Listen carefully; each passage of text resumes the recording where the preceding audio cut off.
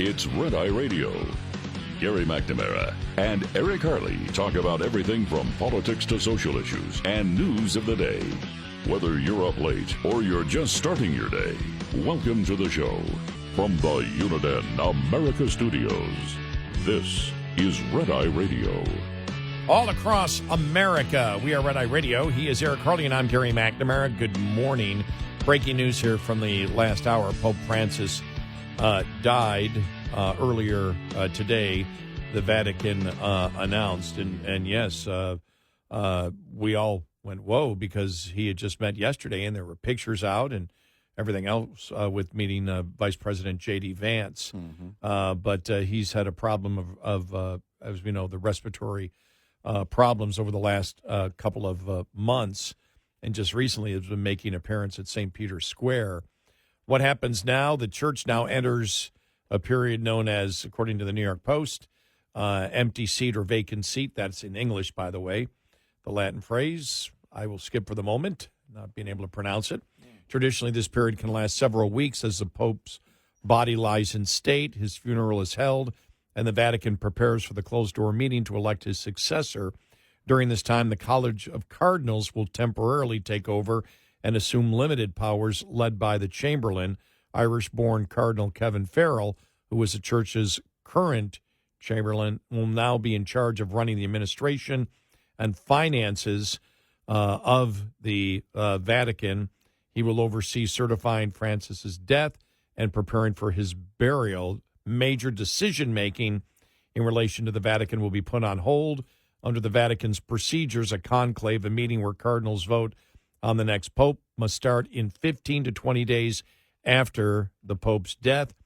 The meeting will take place in the Sistine Chapel, the famed hall within the Vatican that's adorned with Michelangelo's paintings, where cardinals will take an oath of secrecy during the before the sealing of the doors.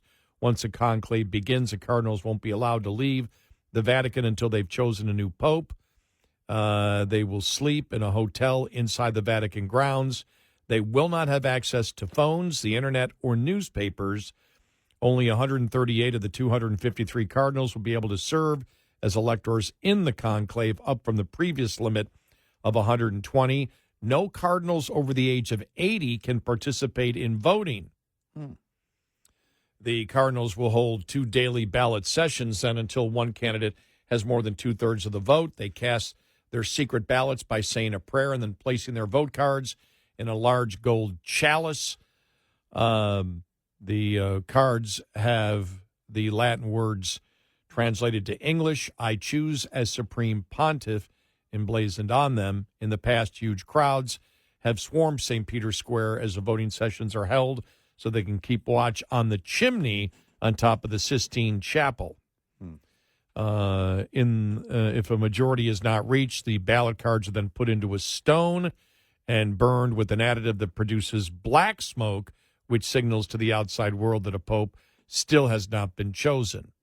The sessions will be suspended for a day if a majority isn't reached within 3 days. The process then continues in the same format until the new pope is picked. Once a majority vote is finally reached, the secret ballots are then burned with an additive that will produce white smoke behind closed doors. The new pope is asked if he accepts the position and what name he wishes to take. He'll then sit on a throne inside the chapel as the other cardinals file one by one to swear obedience to the new pope. Soon after, the senior cardinal deacon will come out of the main balcony of St. Peter's Basilica to reveal the identity of the church's next leader. So there's a process from this point on. Okay. But as to the immediate cause of death, don't know if it was a heart attack or whatever. But like I said, he met yesterday with J.D. Vance, and in the pictures looks good. Yeah. He did. The vice president did issue a statement less than a half hour ago. J.D. Vance, vice president, on his X page. "I just learned of the passing of Pope Francis. My heart goes out to the millions of Christians all over the world who loved him. I was happy to see him yesterday, though he was obviously very ill. And again, he did look to be in a weakened state. No indication, of course, that that he was in his literally at that point in his final hours on Earth. But the world is beginning to react to the death of Pope Francis, who, again, if you're just joining us, breaking news over the last just over an hour ago, this news broke that Pope Francis has passed away at the age of 88.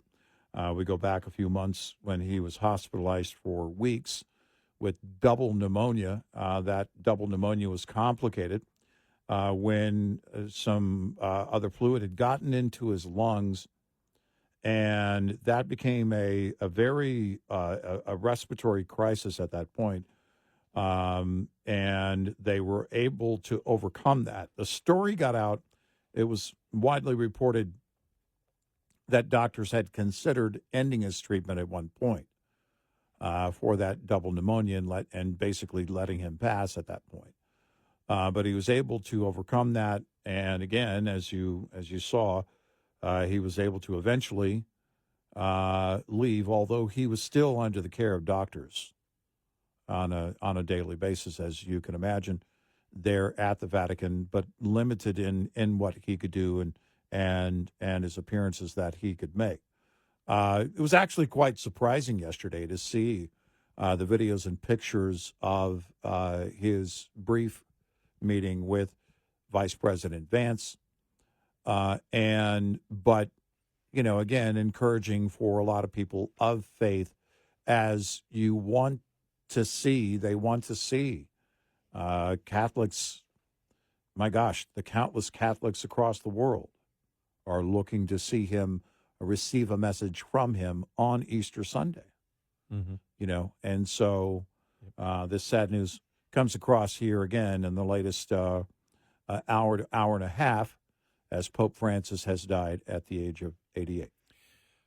This from the New York Post, who might be the next pope? They said whoever it is, it's likely that whoever is elected to follow Pope Francis, who died on Monday, will nudge the Catholic Church back to the ideological center, experts have said. During Francis's 12-year reign, leading the world's 1.4 billion Catholics, the late Pope's support for LGBTQ Catholics and the suppression of the traditional Latin Mass were among moves that rankled conservatives in the church. Now, whoever is elected will be a centrally conservative disposition after 12 years of Pope Francis stirring things up, says Sarenhel James, editor of Britain's Catholic Herald magazine.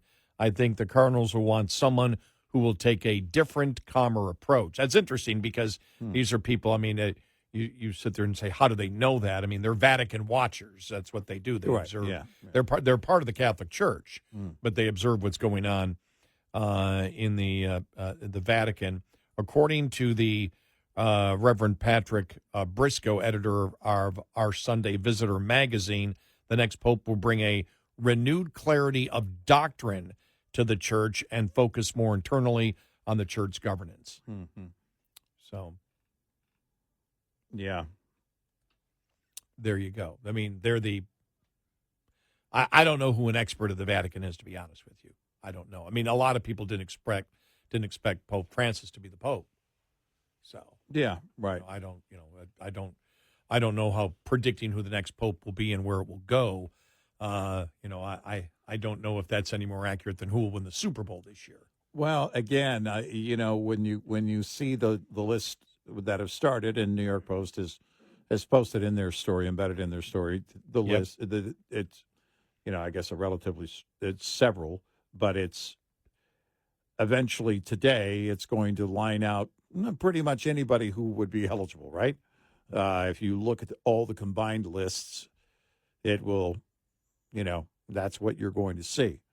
But it really is, as you said, kind of anybody's guess. And, that'll be the question for the future direction of the Catholic Church. What is the tone that you want that needs to be set or reset in the Catholic Church? And and who was best to do that as Pope. Again, it's unknown. I think anybody's guess. So, it's, it is interesting how much the liberal media focused on Pope Francis.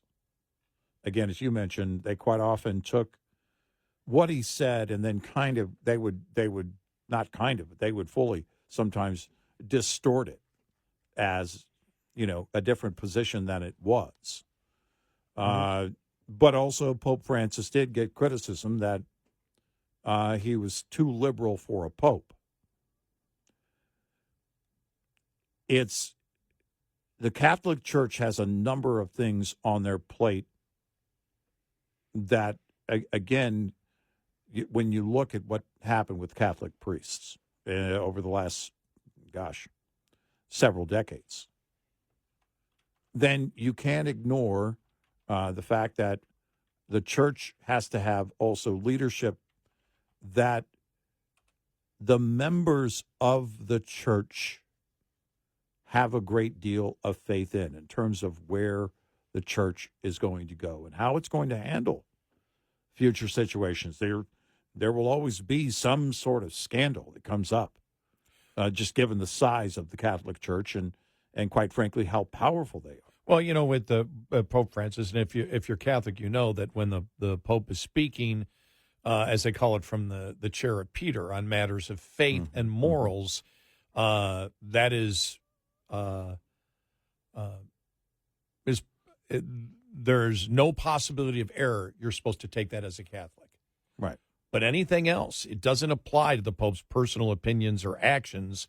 It's a very specific or limited area of authority, and that's what got a lot of Catholics upset is when, and it has in the past.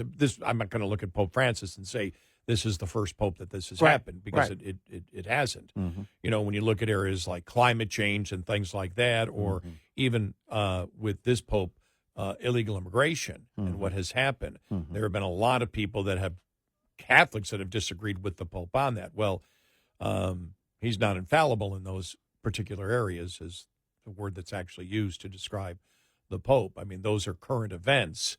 Those aren't necessarily matters of faith or morals at that particular point. It's not a part of the actual doctrine of the Catholic Church, but it's the things like climate change that really did tick off a lot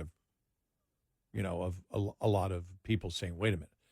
The science isn't done on that. You can't, you shouldn't be taking views on that. If you want to say we shouldn't be massively polluting the world, it's one thing. If you want to say you shouldn't waste, I mean, those kind of things. If we shouldn't be engaging in things that pollute. Again, when it starts to resonate as something that's being repeated by, political doctrine, right? When it sounds like it's coming straight from political agenda, I think that's where people have the concern. And you're right. It's not the first time that we've heard this, from the Pope, from any Pope. I mean, there have been things in the past that have been very controversial. I have to believe, not being a member of the church, I'm not a Catholic, but I have so many Catholic friends and have for a long, long time.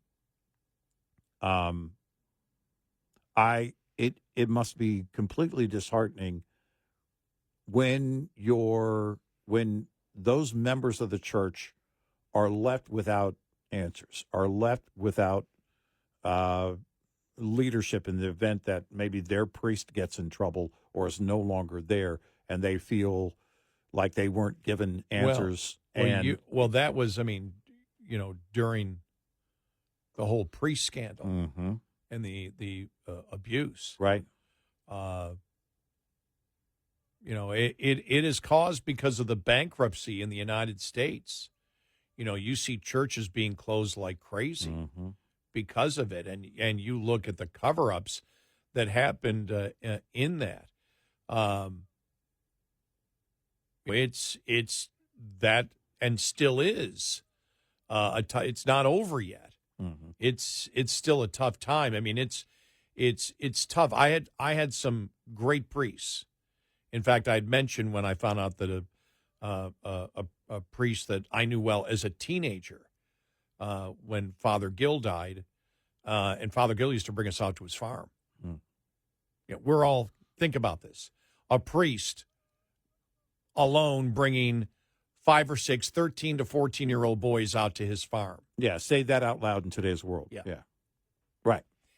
And what gets me so angry about that is by saying that, it's viewed as some type of perversion when it was exactly the opposite. If you start that story in today's setting, people think you're going to go a very different direction than, because I've heard the story. Yeah, I've told the story of where it goes. Yeah. And that's, to me, is what is greatly saddening for, again, the members of the church and the other priests who are completely innocent. And you know what I've hated? Occasionally going and looking at the list to see if he's on it. Yeah. He's never appeared on it. Right. But other priests I know that I wondered whatever happened to them, I checked and they're on it. And there is a sense of incredible betrayal. Yeah. I mean, incredible betrayal. Oh, sure. Yeah. When you see that. And I was there when my parents went to their church. This goes back a few years ago, and their pastor retired. It's time for me to retire and everything else. Everybody was shocked, but wished him the well best, shook his hand. He appeared on the list a week later. He knew he was on the list. He was being forced to retire. Oh. Blows people's mind. I mean, that kind of thing just shook the Catholic Church, still is, down to its foundations. Right. Yeah. 866-90-RED-EYE. This morning's USDA Farm Report is brought to you by House Products. Tested, trusted, guaranteed since 1920. Been under some stress lately? Many of us are or have experienced it. Regardless of the source or sources of stress, David Brown of Iowa State University Extension suggests it's really, really important for everyone to really start thinking a little bit more about what they need to do to take care of themselves. Further explanation of why self-care is needed involves, we're all pretty good at maybe helping others or maybe helping a friend or family member, but we forget about ourselves sometimes. And so there's some really great research-based strategies out there that we can do and take part of that really help us take care of ourselves as well. strategies to reduce stress include increased physical activity and social connectiveness, a better night's sleep, possessing and expressing a positive attitude, and implementing relaxation techniques. Could be having a hobby that we simply enjoy, maybe doing some deep breathing, some mindfulness, meditation, some repetitive prayer. I'm Rod Bain reporting for the U.S. Department of Agriculture in Washington, D.C. This report brought to you by Cenex Fuels and Lubes. We'll be right back with more Red Eye Radio with Eric Harley and Gary McNamara.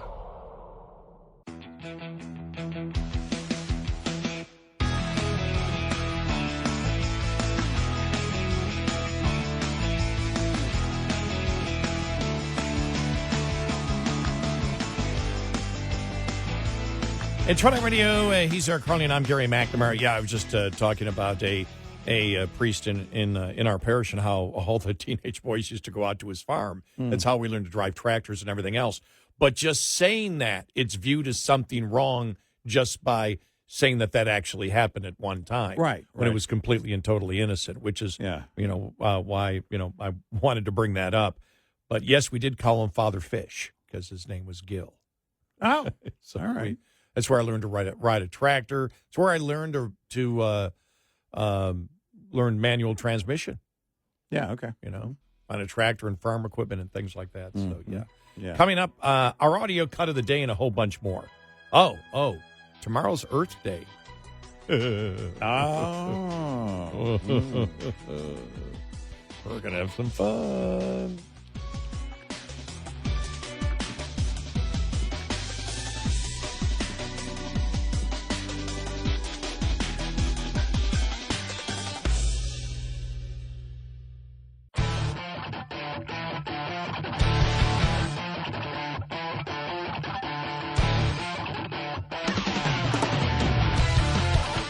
You're listening to Red Eye Radio from the Uniden America Studios.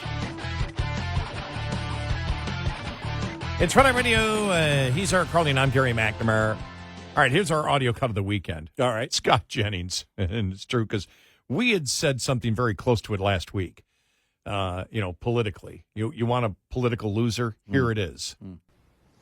Yeah, listening to Van Hollen explain all this, like if you're explaining how you came to be sipping margaritas with an MS-13 gangbanger who's lived illegally in the United States for 14 years before he was finally deported, you're losing, okay? You're losing. It's true.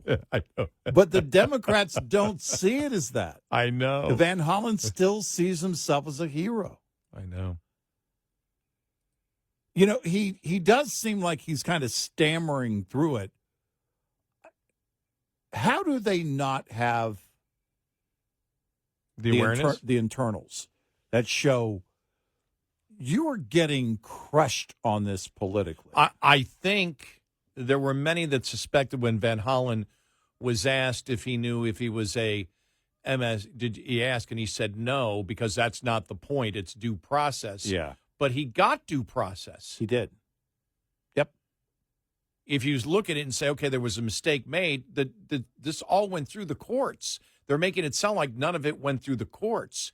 If you're looking at him being, going to the prison, well, he's out of that prison now, but he is under, he went back to the country that he was from. Right. And originally, he didn't want to go back there because of rival gangs. Right. Well, if there's a rival gang, it means you're in a gang. Mm-hmm. And it's just like, but did he get due process? Yes. Did the withholding order say he shouldn't go to an El Salvador prison? Yes. Mm-hmm. Did he go there? Yes. Is he in there now? Or no, he shouldn't be shipped back to El Salvador. Right. I'm sorry. Not Right. the El Salvador prison. Let me get this correct here. El Salvador, yes, because of the fear of rival gangs, but it's the only reason he would fear rival gangs is he's in a rival gang. He's a gang member. And so that just got to be completely and totally ridiculous. I just saw this beneath it, and I didn't read the entire article, but I over the weekend, when I was lining up the audio cuts, I saved this story, which really isn't an audio cut, but it was from Michael Schellenberger, and I said, I got to make sure I read this to Eric, because you and I can just smile at each other. Because, I don't know, somebody might have said this on Red Eye before. Yeah, maybe. The FBI started the Russia collusion hoax, most believe. In truth, the evidence has increasingly pointed to the CIA. And now, former CIA counterintelligence chief for Pakistan, John Kiriko, says, quote, I always believed that it was Obama's CIA director, John Brennan, who was responsible for the origin of Russiagate, end of quote. We asked a ton of questions starting at the beginning.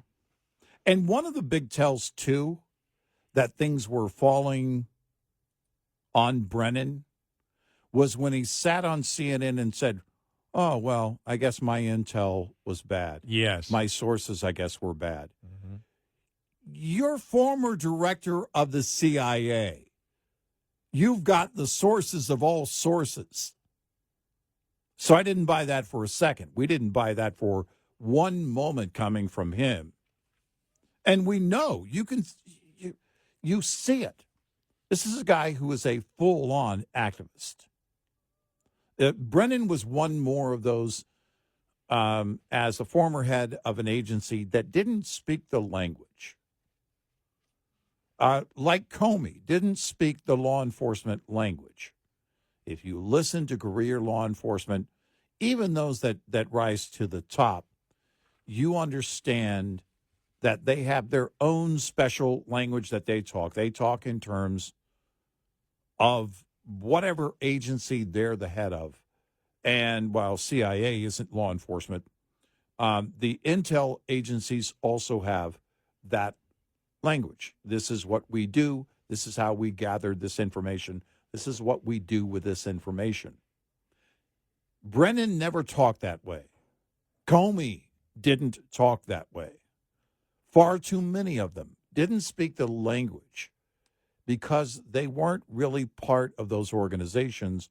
They were the leaders of those organizations, but they were not those that were true to any of the missions as outlined by those organizations themselves. A higher loyalty from Comey. Oh, God. Are you kidding Please, me? for God's You're the sakes. one that the moment you got let go, you went and took it to make sure that there was going to be a special counsel assigned by going to your media friends. A higher pilot, high and deeper, maybe. Exactly. And, and Schellenberger, has been on this for a long time, too. Looking at this, it's no surprise that fingers being pointed at Brennan. As I would say one of the masterminds, but it requires the agency to do this. And keep in mind, not just at the CIA, but at the FBI at the time. Remember the white paper that was taken to the FBI and the two initial special agents that were assigned to that white paper that was delivered by the attorney of Hillary Clinton. They looked at that, those FBI agents looked at that and said, whoever wrote this was bat soup crazy. And management at the FBI said, yeah, what do you know? And they took it and they ran with it. They kept it alive. Even after the beginning, before the official end of the Obama presidency, they knew in January of 2017, we know now, they knew it was bogus information, and they kept it going nonetheless. So, of course, Brennan had to have a big hand in that, in keeping the CIA involved so that you could keep it going, right? Mm-hmm. What better, think about this, what better than the clandestine organization to keep that circulating? Keep it out there, keep it in the media. This is why earlier, going to go full circle here from where we started on a number of stories, pretty much every story with me, I don't trust 100%. I don't trust any of the sources fully. I don't care who they are in terms of the media, because I don't trust the media's sources. They might be accurate, but I'm looking for more and more and more on one given story. That's how far you and I both have to travel down a number of rabbit holes before we feel confident that there might be something to the story. And we most often come away with a bunch of questions first, long before we say this appears to be the situation. Well, I read this story, and it made me think of something that's driving me crazy, and I haven't mentioned it for a few weeks. And this was a story, and what I'm upset about is nothing to do with this particular story. It's just they use the word. But it's Sam's Club phasing out checkouts, betting big on AI. So what they plan on doing is rolling out a major change. The retail giant plans to phase out traditional checkouts across its 600 stores, and it will include customers scanning goods on the go with an app. I already do that. Yeah. On your right. You can already do that. Yeah. On your phone, and then having an AI scanner verify the goods as you leave. Yeah, scan as you go is great because they offer you discounts on certain items. So you already have it in your basket. You don't have to wait in line. You scan it when you put it in your basket, you scan it with the app on your phone, and you show your receipt at the end. You pay with it. You pay, and then you go to the door and show them that you paid on the app. Yeah, this would just be an AI. You just walk right out. It would scan everything in your thing and apparently match it up to your phone.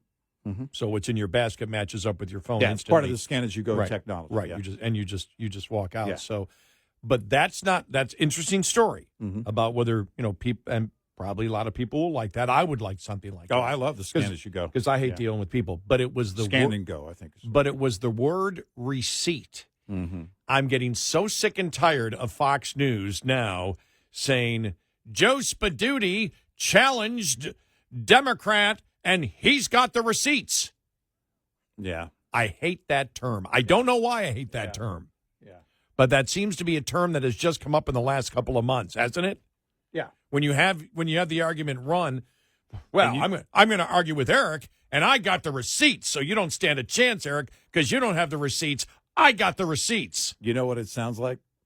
It sounds like the Arby's commercial. We got the meats. I got the meats. That's why I hate it the most. But for some reason, that was something that got to me over the weekend. There were two things that got to me over this weekend. Mm-hmm. The receipts thing, if I hear it one more time, and it's almost like every time I go to Fox News, this is online. I see a story that says receipts, and then they've got to have, and it must be because spring is now here, another bikini story. This actress is in a bikini. They all are at some point in the day. Yeah, right. It's like, but I'm sick of the bikini stories. I'm sick of the receipts. And the other thing that got to me over the weekend, there I was yesterday because I flew early in the morning. And when I fly early in the morning, when I flew back from Buffalo to Dallas, I sleep. And when I sleep almost the entire way, and it's great because it seems like the flight's 5 minutes. I get home and I'm like, I got so much sleep, I can do a bunch of stuff. I'm a complete slug. I never do a dang thing on those Sundays. So I got in the recliner, whatever, and started, okay, what's on TV? Oh, wow, they actually still have bowling on TV, huh? Well, there's quite a few people inside that little bowling arena. They all seem pretty excited. That seems pretty cool. And then I turn to the next channel, and it's soccer. And I'm like, there's a lot of people watching the soccer, at least. It's some American soccer game somewhere. I don't know what it was. And whatever. And I go, that's interesting. Mm-hmm. And then I go to the next one, and it's golf. The Heritage Classic in South Carolina, that real cool lighthouse. And they said record crowds. And then I go to Fox. The UFL. Why does the UFL, the United Football League, why does that exist? It's been in existence, whatever they had, the two leagues that combined to one. There's nobody there. Yeah. It's like the fourth or fifth year they've been running this. Nobody is there. Yeah. There's not one thing they've learned to do. And I told them to do this because I've experience at it. When I used to run a radio station, we used to carry college basketball. I said, we need to make 1,000 people seem like they're 100,000. So make sure you place the microphones in the proper place to make a small crowd sound a lot larger so it sounds better on the radio. Mm-hmm. If you hear the crowd on the new UFL broadcast, it seems like there's a ton of people there. Then they've somehow, I don't know if they're adding sound or what, but you look at it. I mean, I don't know where the game was yesterday, but there was one Saturday, one Sunday that I saw both of them. I'm like, nobody's there. There might be 1,000 people in a 60,000-seat stadium, and it's like, well, they could be just the people from the concessions that said, well, nobody's here, let's walk down. Hey, could you guys come out here and sit down for a minute? But how long can you run a league when nobody is? It's not like it's half full or three-quarters full. It's not. There's 500 people in these huge stadiums. How does a league last that long? You know how bad it is? The WNBA has a lot more fans than the UFL. Maybe that's what they're doing. And maybe they're playing the crowd noise from a WNBA game. But I'm watching the same. Again, this has been something we've said today, and it might be as irritating to you as receipt is to me, because I've said it a few times. What's the end game? Yeah. What's the purpose? Yeah. No, and why is any major network carrying a sporting event, a professional sporting event, when you don't even have 1,000 people in a huge stadium? Yeah. I don't know. I just don't. I don't know why they would show it on TV. Yeah. That's my point exactly. We have a national contract here and a major network. Nobody even wants to go. And I'm sure the problem isn't that the seats are being sold for $500 with a personal seat license. No. I'm sure of it. I've got the receipts. People are likely getting paid to be there. 866-90 Red Eye. Coming up, more with Gary McNamara and Eric Harley. It's Red Eye Radio.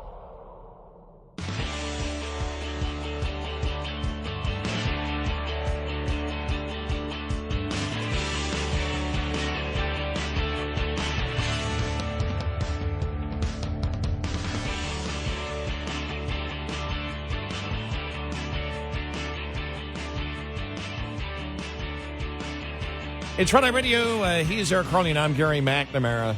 Oh, man. It's going to be a busy news week. Yeah, it will be. As the world, many of the world leaders will, throughout the day, be responding and reacting to the death of Pope Francis.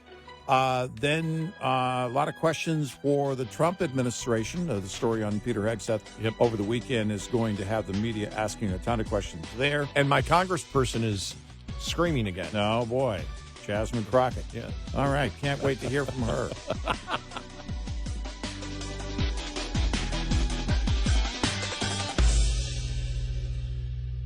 This is Red Eye Radio on Westwood One.